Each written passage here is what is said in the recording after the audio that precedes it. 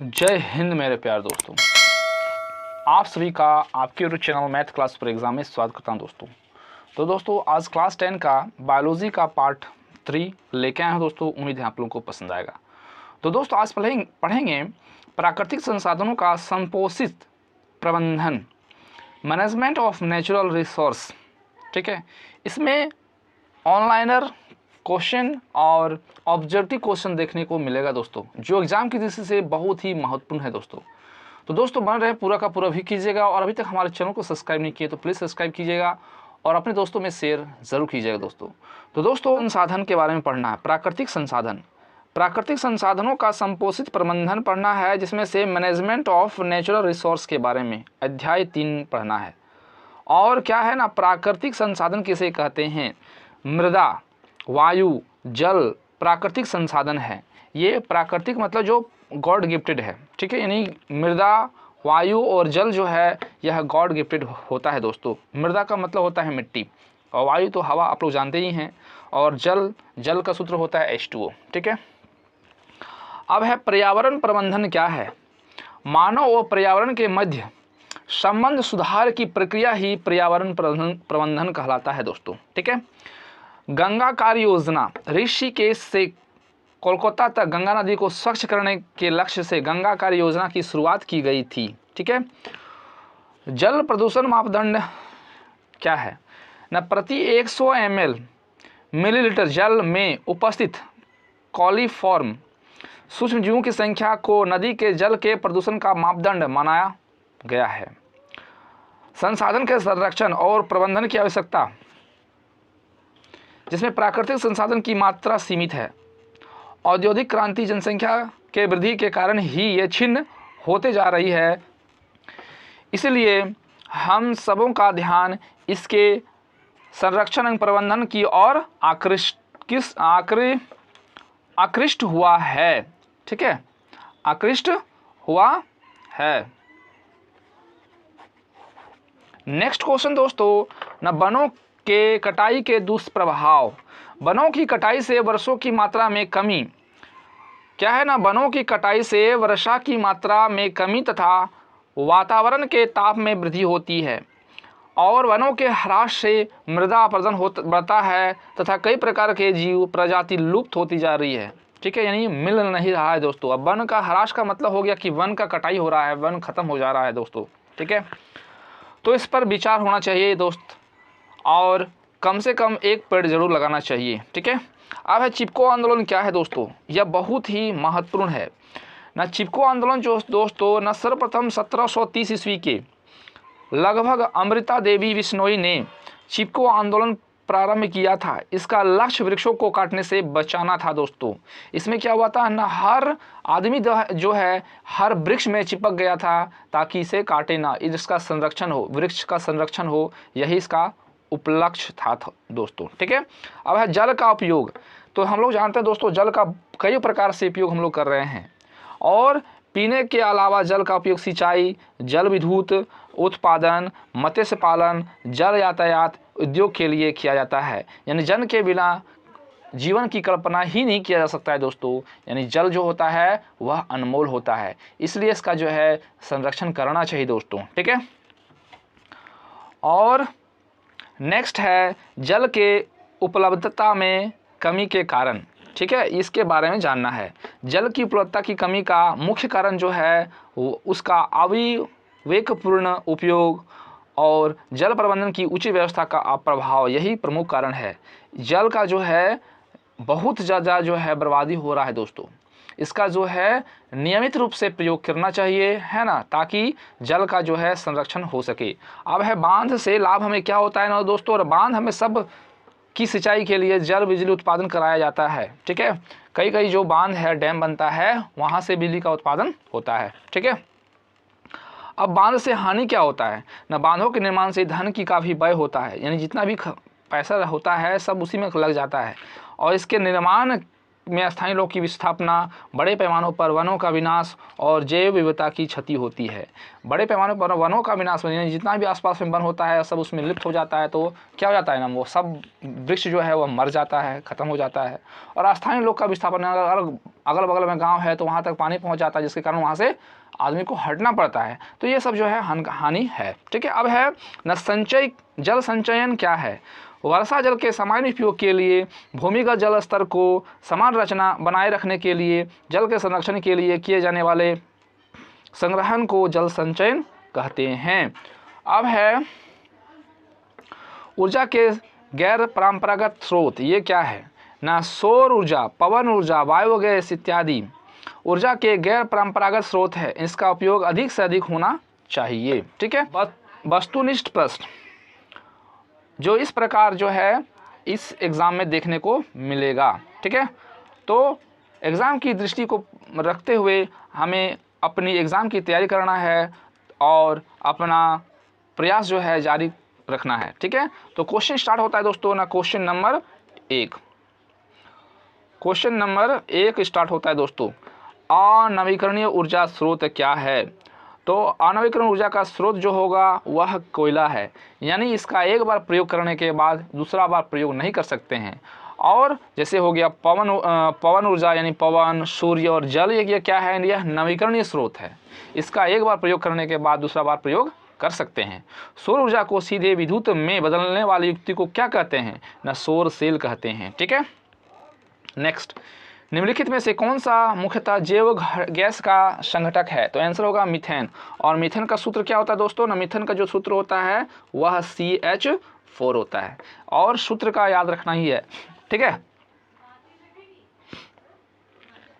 अब है सौर स्थिरांक का मान क्या होता है। तो याद रखना है 1.4 kW/m²। ठीक है, और 5 ना, जैव गैस का मुख्य घटक क्या है। तो मीथेन होगा। मीथेन का सूत्र क्या होता है ना, CH4 होता है।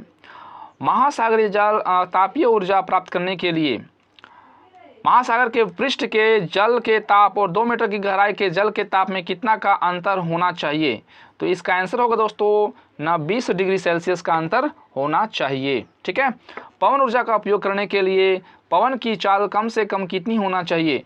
तो 15 किलोमीटर पर घंटा होनी चाहिए। निम्न में से कौन सा समाप्त ऊर्जा का स्रोत है। तो कोयला जो है वह समाप्त ऊर्जा का स्रोत है, यानी यह जल्दी ही खत्म हो जाएगी। हम जितनी भी ऊर्जा का उपयोग करते हैं उनमें से अधिकांश पर सौर ऊर्जा से उत्पन्न होता है, इसलिए जो है निम्नलिखित में से कौन सा ऊर्जा स्रोत अतः सौर ऊर्जा से उत्पन्न नहीं होता है। तो जैव ताप मात्रा जो होता है वह नहीं होता है, बाकी जो है भूतापीय ऊर्जा होगा, नाभिकीय ऊर्जा होगा और पवन ऊर्जा भी होगा। ठीक है, अब है नेक्स्ट क्वेश्चन, निम्नलिखित में से कौन सा नवीकरण ऊर्जा का स्रोत है। तो आंसर होगा सौर ऊर्जा। इसका एक बार प्रयोग करने के बाद हर बार प्रयोग कर सकते हैं जब सूर्योदय हो तब। ठीक है, निम्नलिखित में से कौन सा जैव मात्रा सौर ऊर्जा का उदाहरण नहीं है। तो आंसर क्या होगा, नाभिकीय ऊर्जा जो है वह जैव मात्रा की ऊर्जा का स्रोत नहीं है। नेक्स्ट क्वेश्चन दोस्तों, नाभिकीय ऊर्जा के उपयोग की सीमाएं क्या है। तो इसका आंसर होगा दोस्तों, नाभिकीय अवशिष्ट का भंडारण की समस्या उत्पन्न होती है। नेक्स्ट क्वेश्चन दोस्तों, क्वेश्चन नंबर 13, निम्नलिखित में से कौन सा ऊर्जा स्रोत का उपयोग करना पर्यावरण के लिए सबसे अधिक अच्छा माना जाता है। तो CNG सबसे अच्छा माना जाता है, क्योंकि ये वायु को प्रदूषित नहीं करता है। बाकी जो कोयला है, यानी कोयला को जलने से क्या होता है दोस्तों, कोयला के जलने से क्या होता है, कोयला के जलने से वायु प्रदूषण जो है होता है, धुआं निकलता है तो वायु का प्रदूषण होता है। और लकड़ी से भी सबसे अधिक होता है। LPG में बहुत ही कम मात्रा में होता ही नहीं है, लेकिन CNG सबसे बेस्ट माना जा गया है दोस्तों। ठीक है, इतना याद रखना है। नेक्स्ट, निम्नलिखित में से किस विद्युत संयंत्र में जीवाश्म ईंधन का प्रयोग किया जाता है। तो आंसर होगा दोस्तों, तापीय विद्युत संयंत्र द्वारा। तापीय विद्युत संयंत्र में डैश है तो ऊष्मीय ऊर्जा विद्युत ऊर्जा का रूपांतरण होता है। गोबर गैस को अन्य किस नाम से जाना जाता है। तो जैव गैस के नाम से जाना जाता है। ठीक है, सुरंगम किस राज्य की जल संग्रहण व्यवस्था है। तो आंसर होगा केरल का। ठीक है, सभी क्वेश्चन एग्जाम की दृष्टि से अति महत्वपूर्ण है। निम्न में से कौन गंगा प्रदूषण के लिए उत्तरदायी नहीं है? तो आंसर होगा गंगा में मछली पालन करना, इससे कोई प्रकार का प्रदूषण नहीं होता है, लेकिन गंगा में कपड़ा धोना ये प्रदूषण है ना। और है गंगा में कपड़ा धोना प्रदूषण है, गंगा में आध जाले सब का बहाना ये भी होगा, गंगा में रासायनिक अवशिष्ट का उत्सर्जन, इस प्रकार से गंगा नदी का प्रदूषण होता जा रहा है। ठीक है, नेक्स्ट है चिपको आंदोलन का मुख्य उद्देश्य संरक्षण करना था। तो आंसर होगा दोस्तों ना वृक्षों का संरक्षण करना था। कर्नाटक में जल संग्रहण स्थान को कहा जाता है सुरंगम कहा जाता है दोस्तों। निम्न में से कौन से प्राकृतिक संसाधन नहीं है? तो जीवधारी नहीं है। टिहरी बांध का निर्माण किस नदी में किया गया है? तो उत्तराखंड में किया गया दोस्तों। वन संरक्षण का उपाय क्या है? न वन संरक्षण का उपाय चारों है। नए वृक्ष का क्या है? नए वृक्ष का वृक्षारोपण करना चाहिए, वनों की कटाई पर रोक रखना चाहिए, जनसंख्या दर पर रोक हो, इस प्रकार से कर सकते हैं। निम्न से कौन सा भूमिगत जल का उदाहरण है? तो कुआं जो है वह भूमिगत जल का उदाहरण है।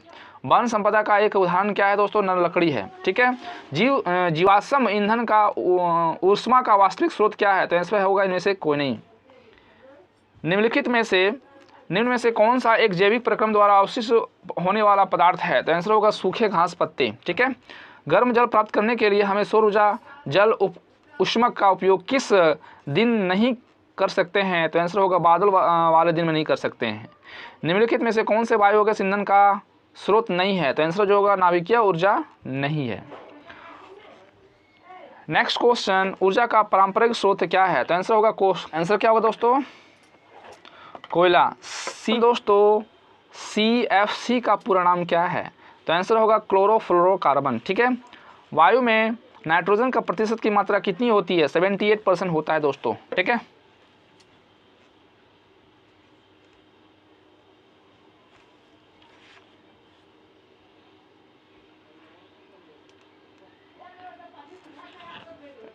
नेक्स्ट क्वेश्चन दोस्तों, टिहरी बांध का निर्माण किस नदी पर हुआ है? तो आंसर होगा भागीरथी नदी पर हुआ है।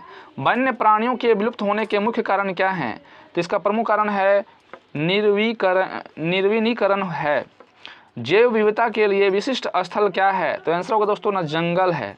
बिश्नोई लोग किस वृक्ष की संरक्षण के लिए प्रसिद्ध है? तो आंसर होगा दोस्तों ना खेजरी वृक्ष के लिए। ठीक है, नेक्स्ट, अमृता देवी बिश्नोई पुरस्कार किस क्षेत्र में दिया जाता है? तो आंसर होगा जैव संरक्षण के लिए दिया जाता है। प्राचीन मानव की सबसे पहली आवश्यकता क्या थी? तो भोजन थी। ऊर्जा के गैर परंपरागत स्रोत क्या है? तो आंसर होगा दोस्तों ना पवन है। विश्व पर्यावरण दिवस कब मनाया जाता है? तो 5 जून को जो है मनाया जाता है। राजस्थान में प्रचलित जल संरक्षण की एक विधि है। तो आंसर होगा दोस्तों ना खादीन है। चिपको आंदोलन का संबंध गढ़वाल के किस गांव में है? तो आंसर होगा रैनी गांव में है। चिपको आंदोलन की शुरुआत कब हुआ था दोस्तों? ना सन 1973 में हुआ था। ठीक है, नेक्स्ट, विश्व के संपूर्ण जल का कितना प्रतिशत जल समुद्र में किया जाता है? तो आंसर होगा दोस्तों 97%। ठीक है, नेक्स्ट, क्योटो प्रोटोकॉल किससे संबंधित है? तो आंसर होगा दोस्तों ना भूमंडलीय ताप वृद्धि के लिए। नेक्स्ट, ग्लोबल वार्मिंग के लिए कौन सा गैस उत्तरदायी है? तो CO2 कार्बन डाइऑक्साइड। किस जलमुखी को भूमध्य सागर का प्रकाश स्तंभ कहा जाता है? तो आंसर होगा दोस्तों ना स्ट्रोम्बोली। नवीकरणीय ऊर्जा का पारंपरिक स्रोत क्या है? तो आंसर होगा दोस्तों ना सौर ऊर्जा। तो दोस्तों आज का लिए इतना ही, और जय हिंद जय भारत।